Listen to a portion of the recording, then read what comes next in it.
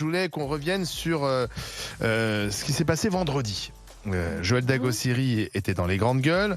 Face au GG, nous avions invité Yaël Braun-Pivet, candidate à sa réélection, l'ancienne présidente de l'Assemblée nationale. Et à un moment donné, Joël, tu as un peu craqué en direct face à elle. Et tu as fait parler de ton émotion. Et ça a donné ça. En tant que personne, je ne sais pas, je ne sais plus à qui j'appartiens, à quel pays j'appartiens. Je me sens presque apatride. Parce que je me dis, mais est-ce que je suis française? C'est vraiment compliqué. Ça fait 3 heures que je me retiens parce que je me dis, mais je sais même pas pourquoi je suis là. Je commente une politique comme si j'étais une analyste et tout. Mais moi, je suis une citoyenne, j'ai voté. Qu'est-ce que vous avez fait de la France? Qu'est-ce que vous avez fait de la France dont on vous a confié les clés en 2017? Parce qu'on a cru en vous. Parce que j'ai cru que ce président comprenait le monde dans lequel on vivait, comprenait les Français. Qu'est-ce que vous avez fait de la France? Qu'avez-vous fait de la France? Ça, ces mots résonnent. J'imagine que depuis vendredi, on t'a beaucoup parlé de cet échange qui était un moment de vérité.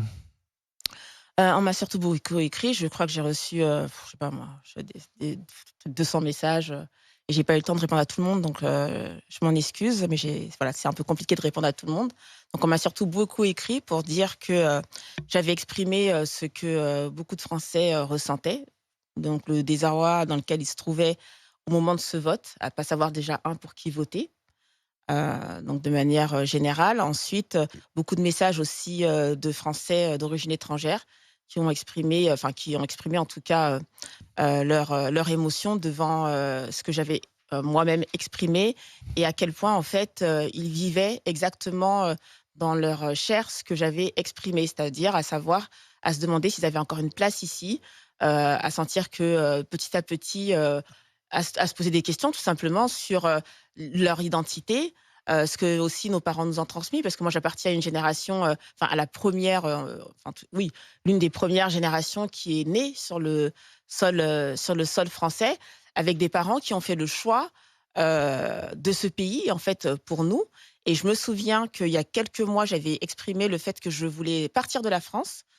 Et ma mère m'avait appelée en sortant de l'émission et elle m'avait dit: «Mais tu vas aller où?» Je lui dis: «Bah, je pourrais aller n'importe où. Je peux aller en Espagne, je peux aller en Angleterre, voilà, je peux aller en Afrique, je peux aller n'importe où, en fait, comme n'importe quel expatrié qui décide de quitter la France ou aller à Dubaï». Enfin, on a tous les jours, ça existe ça.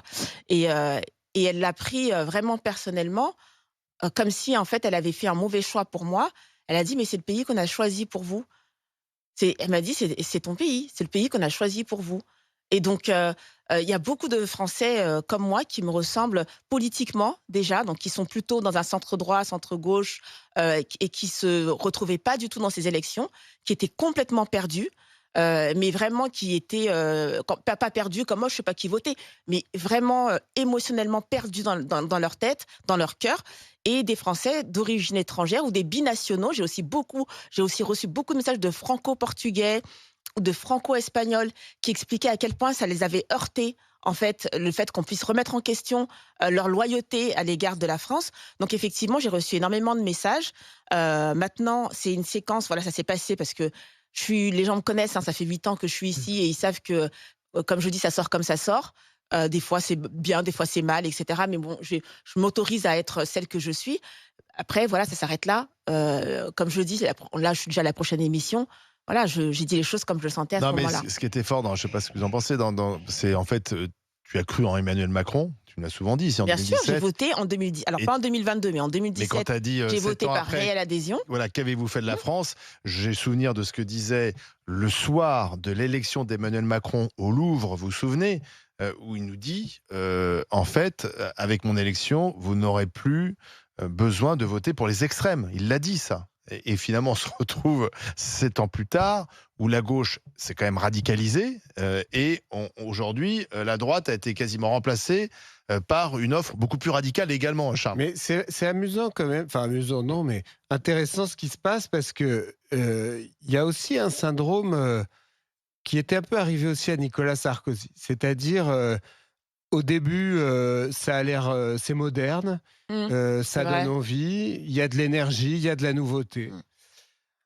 Le gars, une fois élu, prend le melon, s'empêtre dans son melon, est encombré par son ego, parle trop, se perd dans le moi, et il finit son mandat avec des conseillers plutôt à droite de la droite en réalité, qui lui conseillent des trucs complètement cons en lui disant que c'est comme ça qu'il va renouer avec l'histoire. Nicolas Sarkozy avait Patrick Buisson, Emmanuel Macron a Bruno Roger Petit. Patrick Buisson l'a fait gagner quand même, Sarkozy. Je suis pas sûr, moi. Oh. Il y a plusieurs grilles d'analyse. Bruno là-dessus. Roger Petit, il a eu le nez creux sur la dissolution. Il y a plus. Non, Ouais, mais voilà. Antoine, j'entendais il y a pas très longtemps, je crois que c'était Guénaud, qui relevait que quand Nicolas Sarkozy, dans la campagne de 2007, annonce le ministère de l'immigration, en réalité, il baisse dans les sondages à ce moment-là. Donc bon, il y a plusieurs analyses possibles. Mais en tout cas, En tout cas, le Sarko de 2007 n'était pas celui de 2012. j'observe des chemins similaires. Je pense que l'Élysée quand même rend fou, que le système est trop polarisé sur le président. Et par ailleurs, Joël, moi, je n'ai jamais vraiment cru à Macron. Je Oui, pouvais je me me dire rappelle que que bon, oui, bien pour la sûr. France, mettre un Ouais, jeune je me mec souviens. Oui, t'as jamais été Macron. moderne, etc. Je me disais, bon, why not, à la limite, ça nous donne une bonne image. Mais j'ai toujours trouvé ça bidon, parce qu'il y a pas de choix. En réalité, il y a pas de vrai chemin. Et d'ailleurs, les macronistes, ils sont quand même généralement bien en peine d'expliquer pourquoi ils se battent. Au mieux, c'est une espèce de pragmatisme. On fait en sorte que le pays aille mieux, que l'économie aille bien, qu'il y ait plus de que le quotidien des gens s'améliore, ou en tout cas ne dégringole pas. On voit qu'en pratique, en fait, ils ne sont pas bons à ça. On a entendu tous les témoignages aujourd'hui, que ce soit sur le pouvoir d'achat, sur la sécurité, sur un certain nombre de sujets comme ça. En fait, ils ne sont pas bons. Même sur l'international, d'ailleurs, à mon avis, Macron n'est pas très bon. Le seul sujet sur lequel il a un résultat, c'est quand même le chômage et l'attractivité économique. Il faut lui reconnaître ça, si on est complètement juste.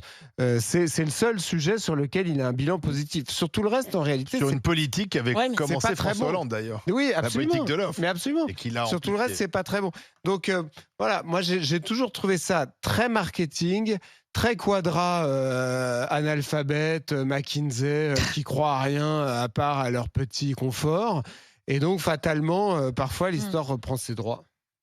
Mais Antoine, le en même temps, c'est devenu tout et son contraire. Et c'est peut-être aussi ça l'échec du en même temps macroniste. Euh, Sur tous les sujets d'ailleurs. pour que Joël ait été déçu à ce point d'Emmanuel Macron, effectivement, c'est l'échec absolu du en même temps. Joël, je pense ta peine sincère, quoi, ton émotion sincère. C'était sincère. Mais je suis vraiment surpris parce que tu fais partie de ceux qui peuvent imaginer aller vivre dans un autre pays. Je vais être expat, etc. T'en parles comme ça. Il y a Régulièrement. 90% des Français qui ne peuvent pas déménager, Non. qui sont d'ici, etc. Ouais, bien sûr. Tu fais partie, à mon avis, d'une partie de la population plutôt aisée. Il y a 90% des Je Français dirais pas ça, mais qui, eux, ont plus de difficultés que toi. Et tu arrives quand même à avoir cette espèce de tristesse absolue, cette crainte pour l'avenir, alors même que le Rassemblement national ne devrait pas être une angoisse pour toi. Toi qui dis souvent qu'on a un problème d'insécurité, je pense que c'est le parti qui en parle le plus pour régler le problème. Toi qui te sens pleinement française, je pense que c'est le parti qui veut le plus défendre les Français. Et donc, vraiment, dans ta sincérité, que je ne remets pas en cause, je ne comprends pas comment on en est arrivé à un point où tous Français, on se comprend même plus sur ce qu'on espère pour notre pays et on n'arrive même plus à trouver ensemble un chemin. Je pense qu'on veut la même chose pour notre avenir. Alors, c'est intéressant. Mais on n'a pas du tout les mêmes Non, mais solutions. Parce qu'il y a Patrick qui est avec nous et qui a changé son vote après t'avoir entendu vendredi. Donc je voulais écouter Patrick. Bonjour Patrick. Un émotif. Bonjour les Bastons, les grandes gueules. Bonjour Vous nous Bonjour avez- Patrick. Vous nous appelez Eh depuis ben, Dôme. vous- Expliquez-nous comment vous avez réagi. Est-ce que vous avez entendu vendredi alors Elle m'a touché énormément. Pourtant, je suis pas d'accord avec elle des fois parce que bon, elle protège plus ou moins, on va dire, allez, Monsieur Macron. Puis bon, et comment dire. Et puis moi, je voulais changer. J'en avais marre. Vous savez, de tout ce que j'ai écouté. Patrick, Ok, ouais. dommage. Bon, alors Patrick, il voulait dire qu'en fait, il voulait voter RN et que finalement, il a fait différemment après t'avoir écouté vendredi. Barbara Lefebvre est avec nous. Bonjour Barbara.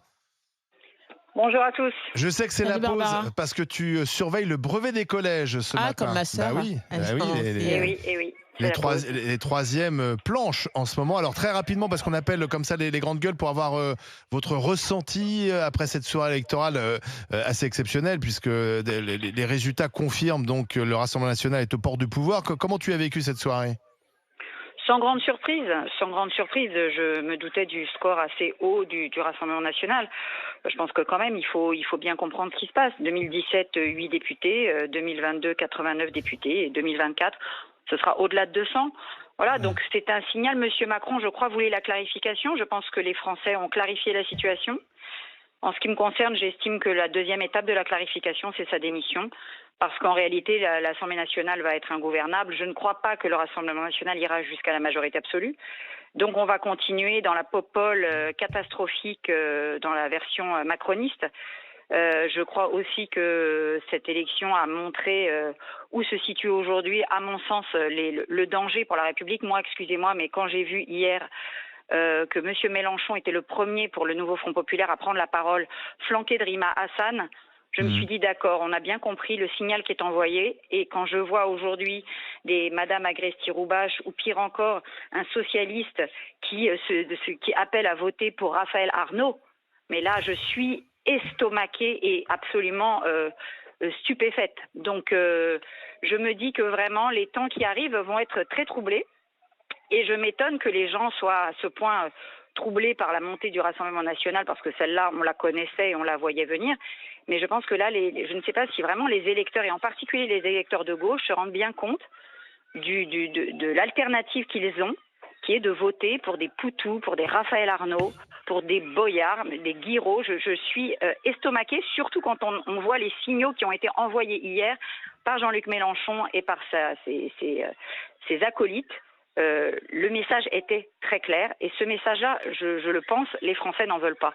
Donc, je pense que les mains des LR et des Modem, ce sont ces électeurs-là qui demain vont donner ou une majorité absolue au Rassemblement national, mais j'en doute.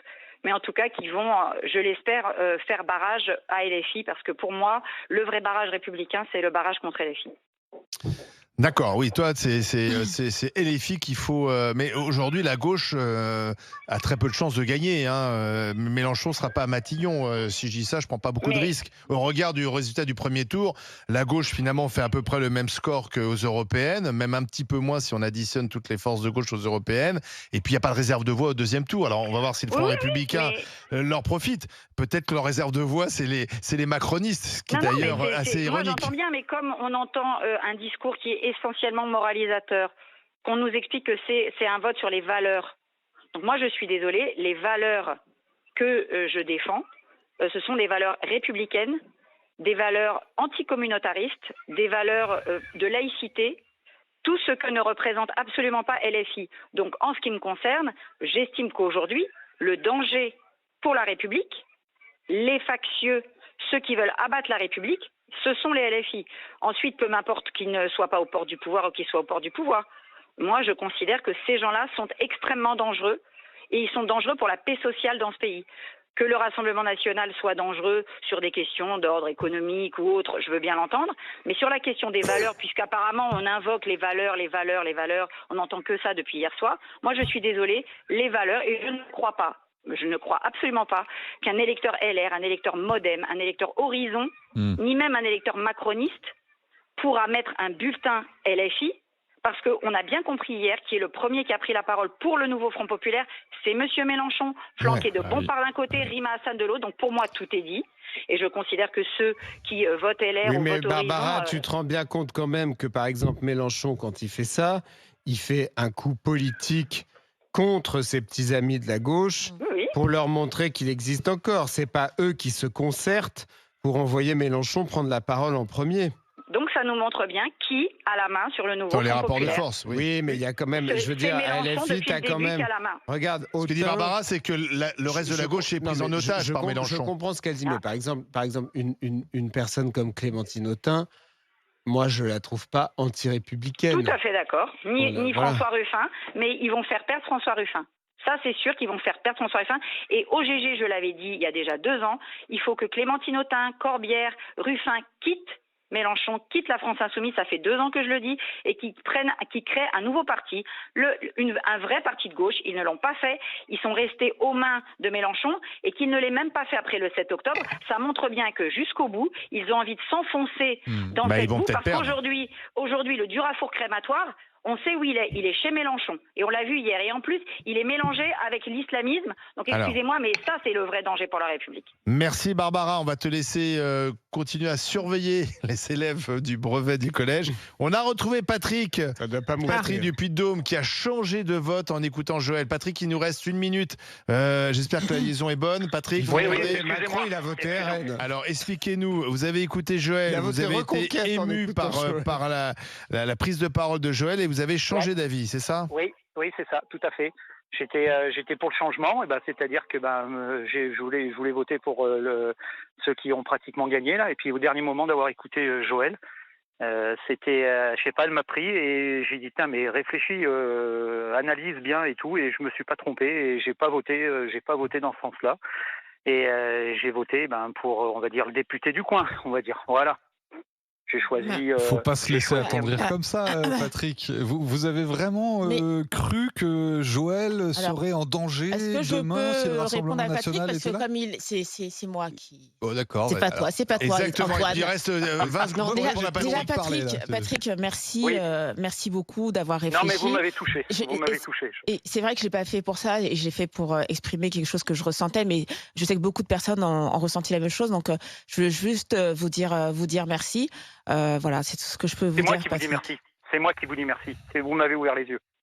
Bon, ben merci Patrick, la séquence merci. émotion. Merci vraiment. les grands gueules, Ça merci énerve encore. Antoine. Qu'est-ce ça que tu énerve crois Antoine. tu crois que ton Bardella il fait pas de l'émotion? Mais vous Pas d'accord. inventez, Tu crois? Ah, vous si, si. inventez, Si. vous inventez un truc. Il est un peu T'es pas froid. en danger demain. Alors, je vais Joël, juste, si je vais le juste, RN arrive je vais au juste pouvoir. répondre à quelque chose qu'a dit Antoine tout à l'heure lorsqu'il a dit que moi je pouvais me permettre de partir et que 90% des Français ne le pouvaient pas. Enfin, je veux juste rappeler aux gens qui nous écoutent que je suis pas née à la table des grandes gueules, hein. D'accord. Donc je suis née moi dans le 93, en haut d'une tour, et donc voilà. Quand tu me dis que toi tu as de l'âge, je pense que tu peux partir. Donc, en quoi ça te rend différente de non, Jordan je t'explique. Bardella, Je c'est t'explique. précisément Non, son je t'explique. parcours. Non, je t'explique. Non, Ça c'est veut faux. tout simplement dire Il est pas né dans que une si tour. aujourd'hui je me dis que je peux partir, c'est parce que justement je me suis pas arrêtée aux gens qui m'ont dit que tu sais on veut pas que tu réussisses parce que un tel c'est la faute d'un tel si tu réussis pas, et c'est de la faute Et qui c'est de t'a la faute dit à ta ça pauvreté si tu réussis pas, etc. Ça, Si, c'est le discours de comme la le gauche. discours que Ouais. Bardella tient en disant que Bah, c'est la faute des étrangers que Alors, si ça, vous Mais n'allez il pas dit bien. ça. Donc voilà. Il dit pas ça. Merci Tu t'inventes à un monde. Patrick. Non.